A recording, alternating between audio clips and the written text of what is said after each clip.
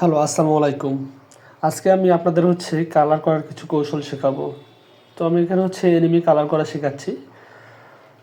তো কালার ক্ষেত্রে ১ম এ যে চুলের কালারটা, এনিমিদের সাধারণত চুলের কালার ব্রাউন কালার হয়ে থাকে।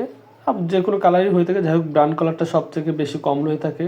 তো ১ম এ হালকা ব্রাউন কালার দিয়ে পুরো চুলগুলো কালার করে নিতে হবে। তারপর যে চুলের ভাঁজগুলো আছে, সেই চুলের ভাঁজগুলোর মধ্যে ডার্ক রেড বা ডার্ক ব্রাউন দিতে হবে। বা হালকা ব্ল্যাক কালারও দিতে হবে।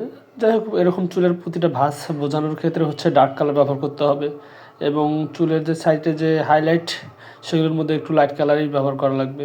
যাই হোক একটা আলো ছায়ার খেলা বোঝানোর জন্য কালার কম্বিনেশন করাটা অনেক প্রয়োজন। তো যে কোনো কালার করার ক্ষেত্রে আপনারা আলতোভাবে আগে কালার করে নেবেন। তো আমি এখানে ফেসের কালারের ক্ষেত্রে আর লাইট যে ফেস কালার সেটা ব্যবহার করছি। সাধারণত মানুষের ফেস আর্ট করলে যেমন অনেকগুলো কালার কম্বিনেশন করে কালার ফেস বা মুখের গঠন তৈরি করতে হয়, কিন্তু এনিমির ক্ষেত্রে তেমনটা লাগে না। এনিমির ক্ষেত্রে শুধু দুই একটা কালারের কম্বিনেশন দিলেই হয়ে যায়। তো এখানে ওদের গাল, তারপরে গালের যে ভাঁজগুলো, ওগুলো নাকের ভাঁজ, এগুলো বোঝানোর জন্য আমি এখানে পিঙ্ক কালার ব্যবহার করছি। তো এনিমিগুলো দেখতে অনেক সুন্দর হয়ে থাকে। তো পুরো শরীরের কালারটাই আমি করে নিলাম সেম একই কালার দিয়েই, এবং ডিপ শেড বোঝানোর জন্য আমি পিঙ্ক কালার ব্যবহার করছি। পেন্সিল কালার ক্ষেত্রে অবশ্যই খেয়াল রাখতে হবে কালারটি যেন আপনি পুরোপুরি 90 ডিগ্রি অ্যাঙ্গেল করে সোজা করে না ধরে থাকেন, তাহলে কালারগুলো তেমন ভালোভাবে মিশ হবে না।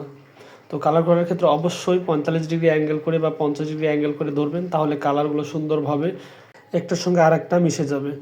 তো এইভাবে আমি পুরো এনিমির কালারটা করছি। তো আমি টি শার্ট বা শার্টের মধ্যে হালকা নীল কালার বা ডার্ক ভায়োলেট এই কালার কম্বিনেশন করেই করছি। তো প্রতিটা ভাঁজের মধ্যে আমি ডার্ক ব্লু কালার ব্যবহার করছি, যাতে করে ভাঁজটা ভালো বোঝা যায়। তো এইভাবে আমার পুরো এনিমি আর্ট করাটা হয়ে গেছে, এবং পাশের যে রেড কালার দিয়ে পুরো লাভের যে কালারগুলো সেগুলো করছি। তো কেমন হয়েছে অবশ্যই জানাবেন।